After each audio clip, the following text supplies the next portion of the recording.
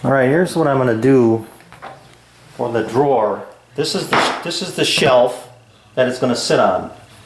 And instead of the drawer riding directly on the wood against wood like this, I'm going to put some Formica strips. I have one piece here that's long enough, that's 48 inches long. These other pieces were a little short. I'd have to piece them together.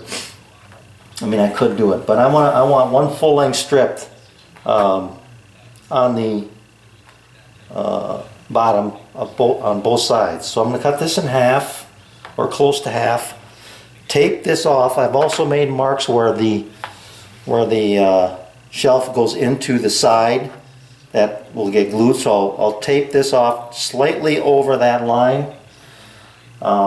Put my piece in there and then tape off on the other side of it, and run my contact cement in there, and then roll these in. I think this will be a good solution. It'll give me a kind of a wear surface rather than riding right on the laminate. You know, I've had my workbench with the laminate top on it here for a couple, 3 years now, and it's just taken a beating from glue to finish to whatever, and it just it's held up really well. That was this laminate, this type here. This is just a different color.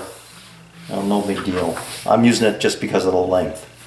So that's what I'm going to do next. I'm going to get this figured out, get this laminate on there. Then I'm going to take this piece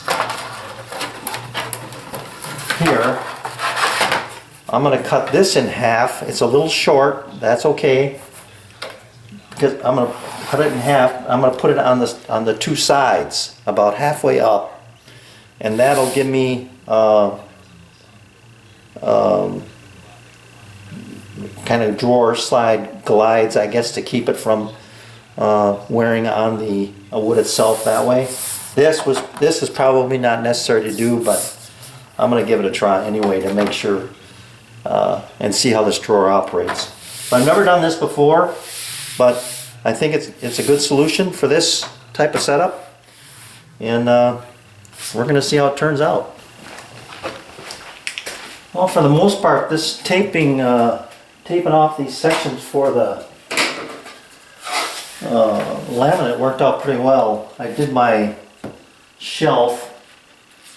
I'll just show you how this works out here. If you do get a little bleed through, you can remove that excess with acetone, but just pull the tape here.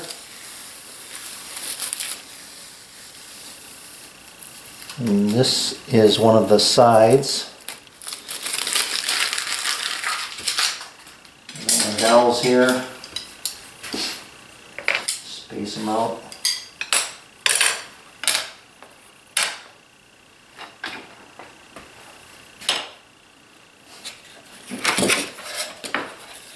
And incidentally, I marked my pieces before I put the contact cement on. So this is 3, and this is the top. We'll line this up.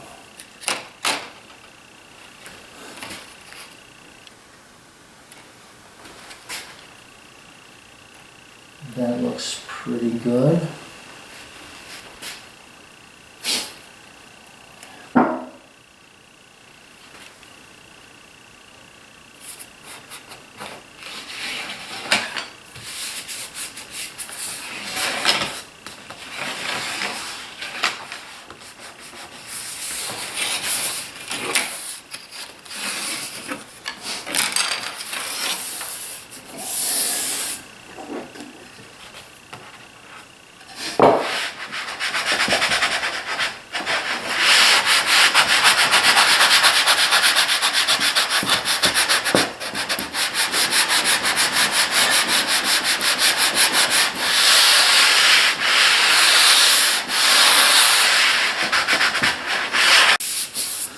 Put on some laminate on without a lot of mess.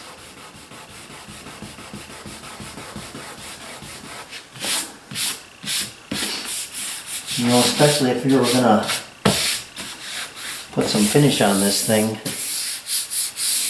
which I don't have to worry about, but that worked pretty well. Okay, it was a bit of an adventure getting that glued up, but it did go together pretty nicely. Now that I'm done with it, or letting it dry and let that glue set a little bit more, I can start to work on the drawer. I've got a full 10-inch opening there, top to bottom. I'm going to make my drawer just shy of 10 inches so that when you pull it out, you know, and you get past that halfway point, the top will act as a stop. I don't ever see that drawer being pulled that far out on the one side, because you can get to it from both sides. So I think that'll be fine. So I'm going to make it all on a 1/2 inch. I've got a full piece of Baltic birch 1/2 inch. I should be able to get everything I need out of one piece. 3 10-inch pieces for the front, back, and the 2 sides, and then the remainder will be for the bottom. I may need a cross piece, you know, down the middle for a divider to square things up, or